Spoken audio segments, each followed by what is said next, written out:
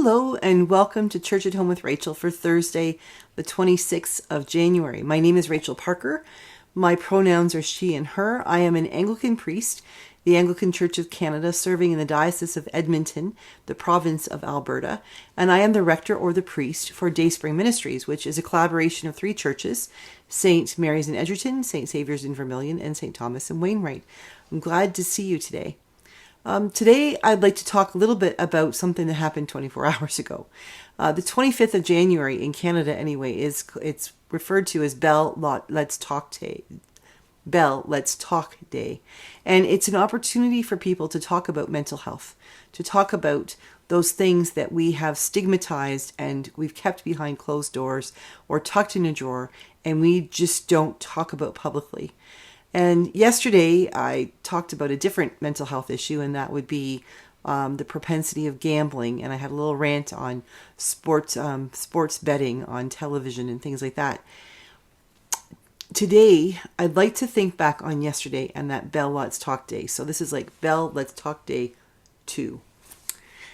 And what I would like to share with you is the truth that mental health is a thing we all have. Did you realize that? Every single one of us has mental health. Now, the question is, do we have a healthy mental health? Like, we all have bodies, we all have physical health. The question is, where on the spectrum of like you're dead to you're, absolutely perfect and everything's humming along as it should, where are you on that spectrum of physical health? The question can also be, and should also be asked, where are you on the spectrum of mental health? And just as I hope, and I've spoken about this before, just as I hope we're getting to a point in society, moving toward it, we're not there yet, but we're getting to a point in society when we stop looking at a person's physical health and stigmatizing them for what it is. You're type 2 diabetic, you must be fat, you must make horrible eating decisions, you're a slob. Moving to you're type 2 diabetic. Okay. So how can we help you to live a good, healthy life? What things, what medications, what lifestyle, what emotional supports, physical supports do you need to be able to live the best you can possibly live as a person who happens to have type 2 diabetes or somebody who's blind? And blind isn't bad. Like, I can sort of see myself on the computer, but it's more of a blur. So what kind of supports can we have? We don't make fun of people who are blind. We say, how can we help you get glasses so you can see and you can participate and be a part of life? So how do we make that shift from of thinking of people whose mental health is maybe not as stable as it could be, from looking at them and saying there must be something wrong with them, where talk about them behind their back and whisper about their mental instability, to saying openly, we all have moments when our mental stability is a little shaky. It doesn't matter who you are, what job you have. It doesn't matter how smart you are, how young or old you are. We all have those moments when we have anxiety.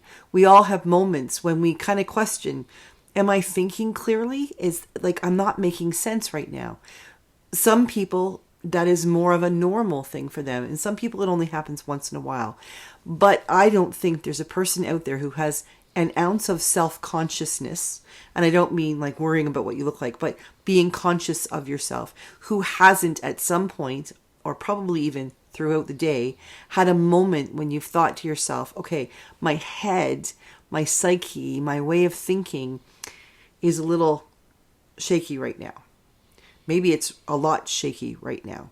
And the fact is, we should not be setting ourselves up to think that there's something wrong with us, that we have done something wrong. There's something abnormal or subnormal, because we recognize in ourselves that our mental health may not be at optimum level. What would our world look like if we were able to all think that way? We might have better mental health options for people if we all thought that way. Instead of thinking that it's something wrong with a person, we thought, no, that's something about a person. How do we assist them? What things can we put in place to help people? For some people, it comes down to some really basic stuff. It comes down to some self-help stuff. As I've said earlier, I'm reading a book called Pastrix by Nadia Bolz-Weber, and she's quite open about the fact that she is a recovering alcoholic. And one of the things that she did, recognizing that alcoholism was a symptom or a sign of her own mental health, she joined Alcoholics Anonymous, and she started working with them and helping herself to recognize the goodness that was her, and to deal with those things that she used alcohol to push away, to not think about. So indeed, Alcoholics Anonymous, Narcotics Anonymous, NA, things like that. When I was in Halifax, we had a group that met our church, Overeaters Anonymous. Those groups are indeed steps in the right direction for dealing with mental health. We should never make fun of them. We should actually be saying, how can we help? I may not need to be in an anonymous group. Probably every one of us could be in an anonymous group if we could figure out what it is and find a group of people we could talk to. But I may not be in one, but that doesn't mean I can't help another person facilitate one. Or maybe in my church, we could create space for one. In my church in Wainwright, we do indeed. We host Alcoholics Anonymous on Thursday nights and Saturday nights at 8 p.m. If you're ever in the area and need a meeting, that's when they gather in the parish hall from 8 to about 9 or 9:30 on Thursdays and Saturdays. You are always welcome. That being said, those are some ways that people can start helping themselves to deal with some of those mental health issues that start to show themselves in their physical lives, whether it's through alcohol consumption or drug consumption or food consumption or whatever that 12-step program you need is about. But we also need to recognize that we need to push our doctors. We need to be able to say to our physicians, our general practitioners, our MDs, whatever we call them, you know what, I need my appointment to be about a mental health appointment. And if that means that I have to book 2 15-minute appointments, then you tell your secretary, your administrative assistant, that that's what I need to book. Because if we try to carry such things in our as the things we carry in our heads too much on our own, what damage will we finally do? It's like, for instance, if I had a mole on my arm and I noticed it was getting bigger and it turned blue and it was getting kind of red on the edges and stuff, the longer I don't go to my doctor, the longer I am not acknowledging a fact that I may indeed have skin cancer. Just because I don't acknowledge the fact that I potentially have skin cancer doesn't mean it doesn't exist. It means the longer I don't acknowledge it, the worse it can get. That by the time I go to my doctor and say, hey, look, like this isn't normal, is it? My doctor might be saying, if you come in 6 months or 2 years ago, we could have dealt with that really quickly, but now we've got some bigger issues we have to deal with. However, we're going to deal with them. The same thing can be said for our mental health. If we acknowledge that, maybe something's not going well up here, maybe we're hearing voices, or maybe we're just feeling like really depressed or down, or maybe we're thinking a lot about really dark topics, or we're paying attention to things we never really paid attention to before. Maybe the music we're listening to is becoming really heavy. Maybe we're thinking about suicide in the abstract, or maybe we're thinking about suicide in the particular. We need to ask for help. And when that happens, sometimes indeed, as hard as it can be to ask for help, we have to push. We have to be our own advocates.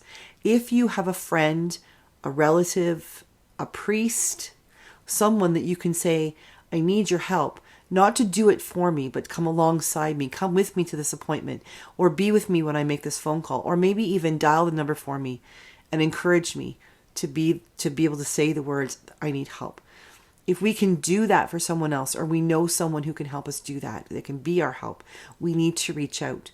Because there is no reason in this day and age why any person should feel that there's no help for them. And unfortunately, after COVID and being locked down and the way our world is moving, it seems that more and more people are indeed feeling that way. They're feeling isolated. They're feeling alone.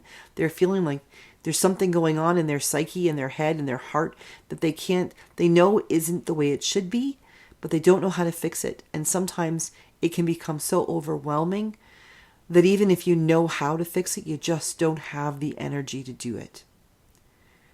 It's okay to ask for help. And for those of us who maybe aren't there, maybe we're handling our mental health stuff okay, or we got a good balance right now, we need to be on the lookout. We need to look for those signs of people who are struggling, people who maybe won't ask for help, but if we said to them, how are you doing? Or can I take you out for coffee? Or can I bring you a coffee in your home because you don't feel like going out? Maybe we might be that opening door to get them the help they need.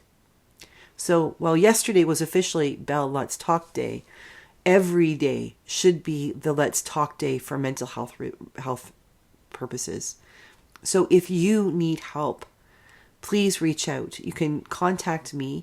I'm not entirely sure what, other than this or, some emailing or things I can do, but, maybe I can help you research what's available in your area. But better yet, call your, in Canada we have 811. Or at least in some of our provinces we do, where you can call and say, okay, this is my issue. In some provinces, there's 211, where you can call an information line who helps you find resources and services in your community. Whatever it is, even if it's just to go next door and talk to your neighbor and say, I think I need help. Taking that step and trusting that they won't just say no is huge. And I will be praying that if that's the step you take, that the person you reach out to will be moved by the Holy Spirit to say, yes, I will help you. I may not know how, but together we can figure it out.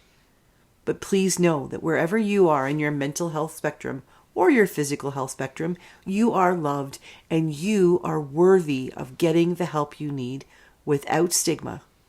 You are worthy and you are deserving of being told that you matter. And that whatever is going on in your head or in your heart or with your body and soul, you have the right and you should have the expectation that somebody can help you get back into balance. I hope you have a balanced day. I hope that you have a day being able to recognize that mental health is a thing that we all have, and we all have the need and the responsibility to take good care of ourselves. Take care of yourself today, and I will see you again tomorrow for Church at Home with Rachael. God bless.